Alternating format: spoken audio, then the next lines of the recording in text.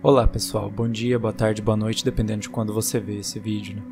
Bom, eu venho falando sobre o lockdown e o vírus nos últimos tempos, mas eu quero fazer esses pequenos vídeos comentando algumas coisas que eu acho interessante e quem sabe fazer algumas reflexões que prestam para alguma coisa em cima disso, né?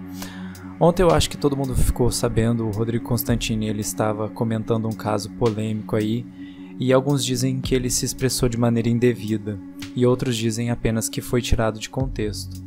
Bom, eu vi os vídeos que ele postou falando e ponderando posteriormente para fechar alguns possíveis buracos e, de fato, fica bem claro para quem é honesto e tem o mínimo de instrução que ele acabou se expressando, deixando brechas para ataques e os progressistas não perdoaram, né? E temos aí mais um pseudo-conservador passando o que os MGTOWs apontam desde 2010 e o que o Olavo de Carvalho aponta desde 1980-70, né?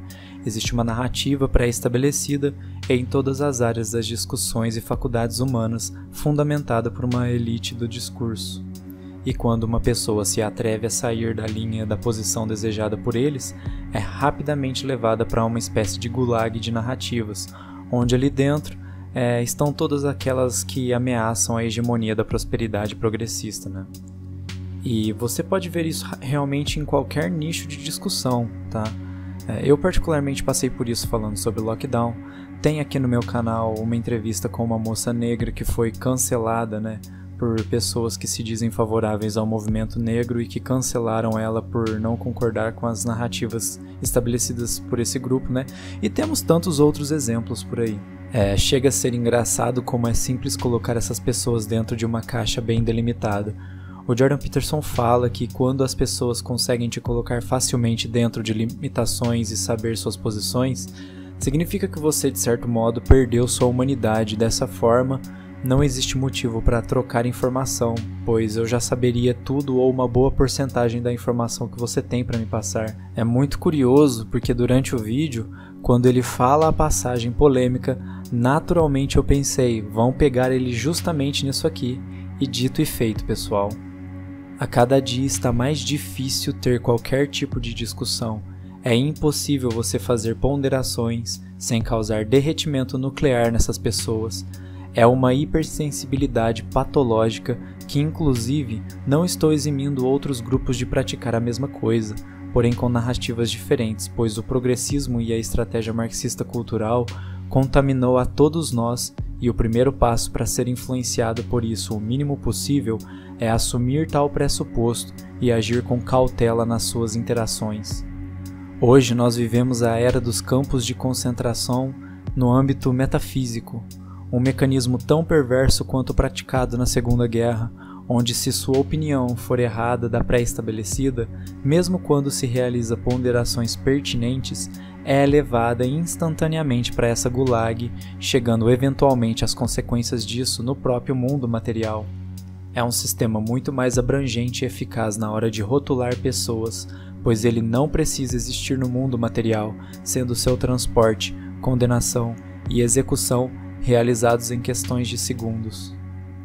A consequência desse sistema é a retroalimentação das próprias narrativas pré-estabelecidas e o distanciamento das pessoas que questionam a obra suportada por essa estratégia, permitindo a manutenção desse status quo sujo e assassino, que talvez não necessariamente seja usado para atacar fisicamente essas pessoas discordantes, mas a prosperidade desse sistema leva e vai levar grandes populações à miséria, conflitos e declínio da sua cultura.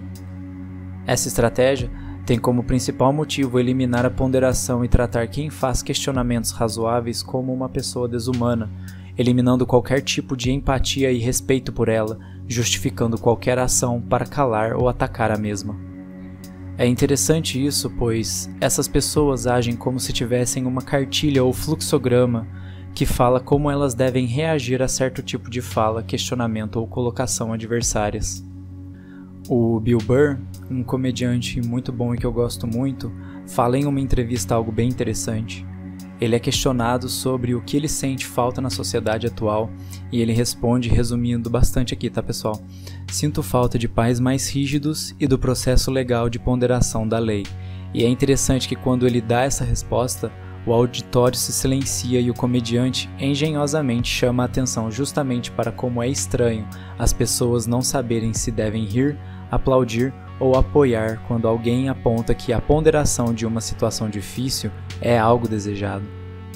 Quando a ponderação é eliminada, por definição, torna-se impossível o processo de busca pela verdade, e o que sobra é apenas a narrativa e o chute no escuro que a mesma dá, assumindo que o que ela encontra é o correto.